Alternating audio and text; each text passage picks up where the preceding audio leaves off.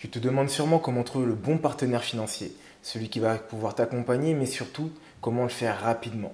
Et écoute, c'est pas compliqué, on va en parler dans cette vidéo, donc je te dis à tout de suite.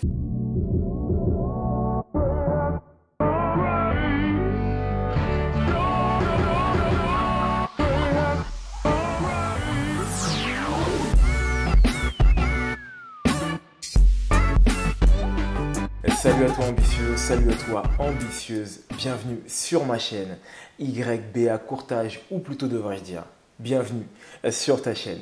Je me présente pour ceux qui ne me connaissent pas. Roméo, je suis courtier en prêt immobilier, j'accompagne les particuliers et les investisseurs dans l'achat d'une résidence principale ou d'un investissement locatif. Et l'objectif de ma chaîne, il n'est pas compliqué. C'est de donner quelques petites astuces qui vont te permettre, comme on dit dans le jargon, de shooter ton prêt immobilier afin de l'avoir dans les meilleures conditions. Bienvenue à toi si c'est la première fois que tu viens à moi. Écoute, ça me fait extrêmement plaisir de te voir. Pour fêter ça, la première chose, c'est que je t'offre un cadeau, une formation totalement gratuite.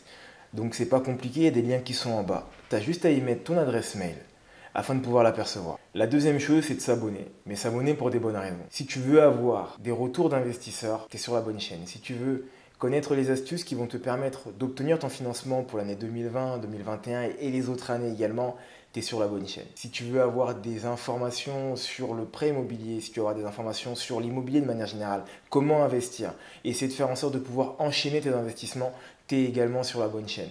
Et puis, si tu aimes bien ce que je raconte, tu es sur la bonne chaîne également, donc je te laisse le plaisir de pouvoir t'abonner. Je te laisse quelques secondes et puis on démarre.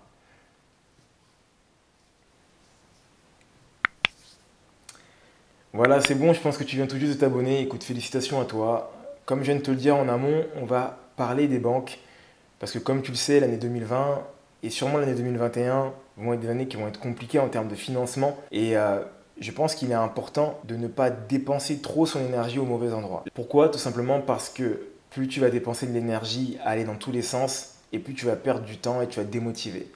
Et l'objectif, c'est tout simplement d'essayer d'optimiser ton temps, d'essayer d'optimiser ton énergie afin de toucher la bonne cible au bon moment. Et je t'invite donc à rester jusqu'à la fin de cette vidéo pour pouvoir connaître toutes les astuces, en tout cas tout ce qui va te permettre de pouvoir choisir la bonne banque. La première chose que j'ai envie de te dire, c'est que comme je viens de te le dire tout à l'heure, il ne faut pas dépenser trop d'énergie et trop de temps. Et il y a une bonne nouvelle, c'est que la banque souhaite faire également la même chose. Oui, elle ne souhaite pas dépenser trop d'énergie et trop que elle a un système d'exploitation qui lui est coûteux. Ça signifie que les banques en physique, avec les employés, les charges fixes, les bannières publicitaires, les campagnes publicitaires, etc., c'est un coût pour elle. Et l'objectif, c'est donc d'avoir un avatar client. Donc ton objectif à toi, ça va être de connaître l'avatar client de la banque. Comment le faire? À travers plusieurs manières.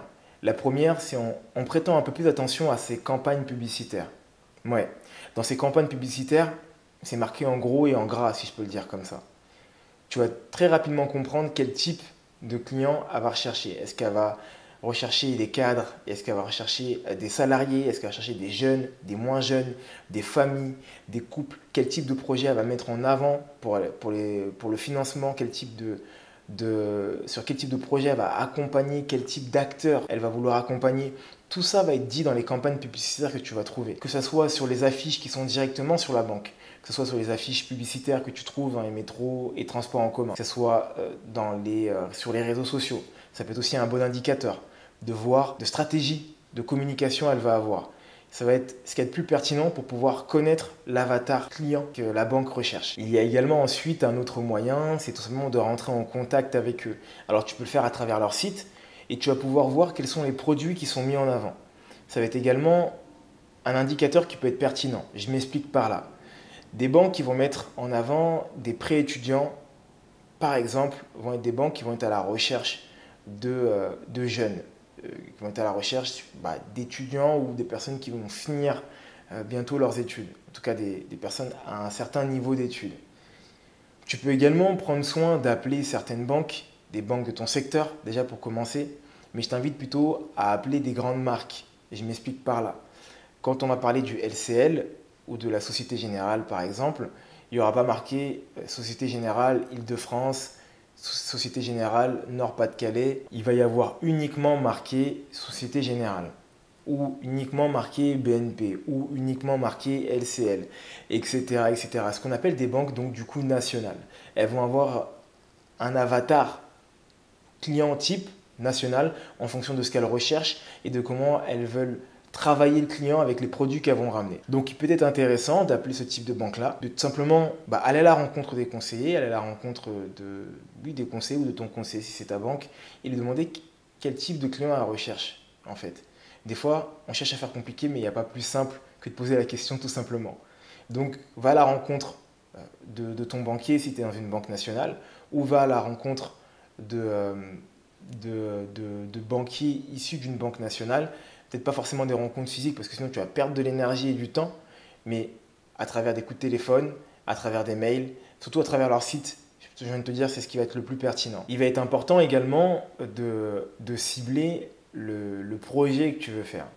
En fonction du projet que tu vas vouloir faire, tu vas avoir des banques qui vont être aussi plus ou moins pertinentes vers lesquelles tu vas devoir les toquer. Tout simplement, si tu envisages d'acheter un produit dans une zone qui a un prix au mètre carré qui est assez faible, je t'invite à partir directement dans les banques de cette zone-là. Pourquoi? Un marché ou une banque qui est en dehors de ce marché-là ne va pas comprendre le prix au mètre carré et ne va pas peut-être forcément comprendre ton projet. Si tu es sur une niche, si par exemple tu es sur du saisonnier et que tu souhaites faire du saisonnier en Bretagne, je donne vraiment un exemple comme ça, et que tu vas partir voir une banque qui se trouve en Île-de-France, elle ne va pas forcément comprendre l'intérêt et surtout la pertinence du projet, simplement parce que ce n'est pas son secteur.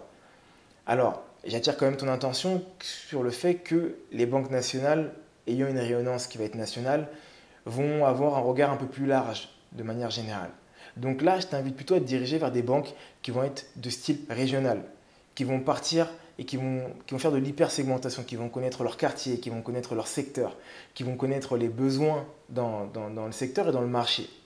Des banques un peu plus nichées, qui elles vont pouvoir comprendre ce que tu cherches à faire dans ce secteur-là. Et ensuite, ce n'est pas obligatoire, mais je t'invite aussi à regarder tout simplement les avis que tu vas pouvoir avoir sur cette banque dans ce secteur ou dans ce quartier-là.